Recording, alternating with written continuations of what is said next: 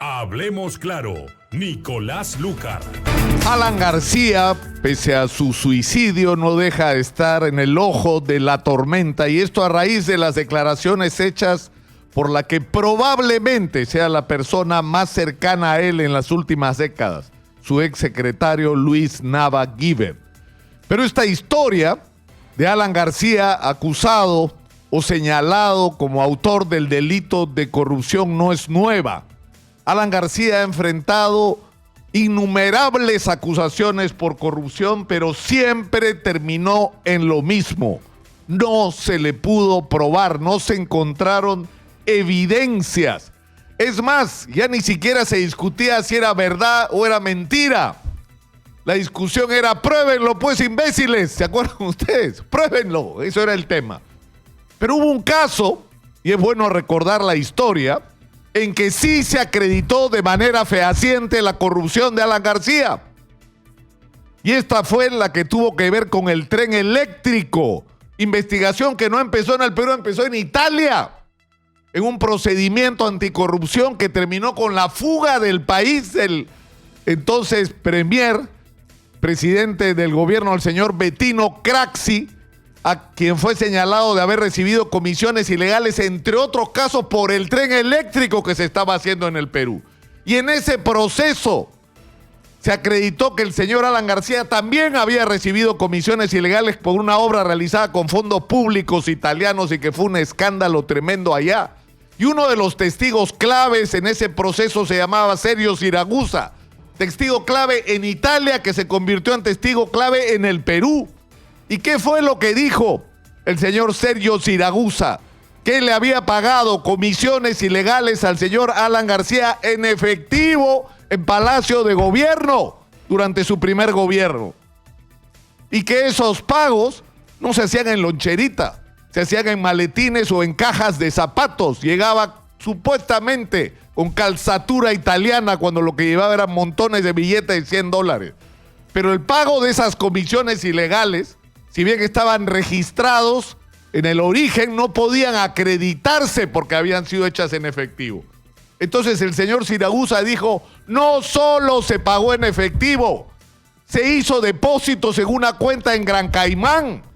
Y cuando se levantó el secreto bancario de esas cuentas en Gran Caimán, se descubrió que correspondían a una empresa cuyo titular era el señor Alfredo Zanatti.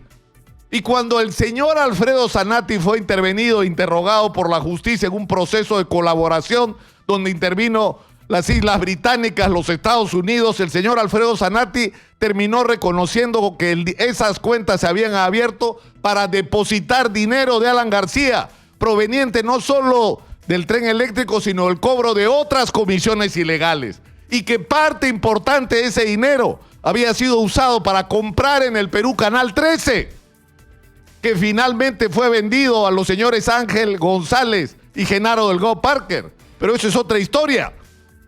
Lo cierto es que todo se acreditó, y la investigación la hizo la fiscal Nelly Calderón, que presentó en diciembre del año 95 la fiscal suprema Nelly Calderón. No Blanca Nelly Acolán, ¿eh? La fiscal Nelly Calderón presentó un informe donde concluyó que se había acreditado el delito de cohecho pasivo, enriquecimiento ilícito, negociación incompatible.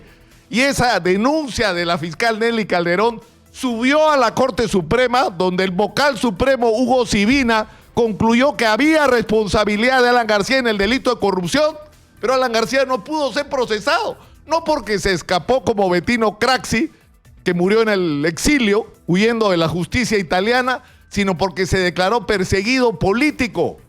Y fue el autoritarismo y la torpeza del gobierno de Fujimori y Montesinos lo que impidió que Alan García pudiera ser juzgado.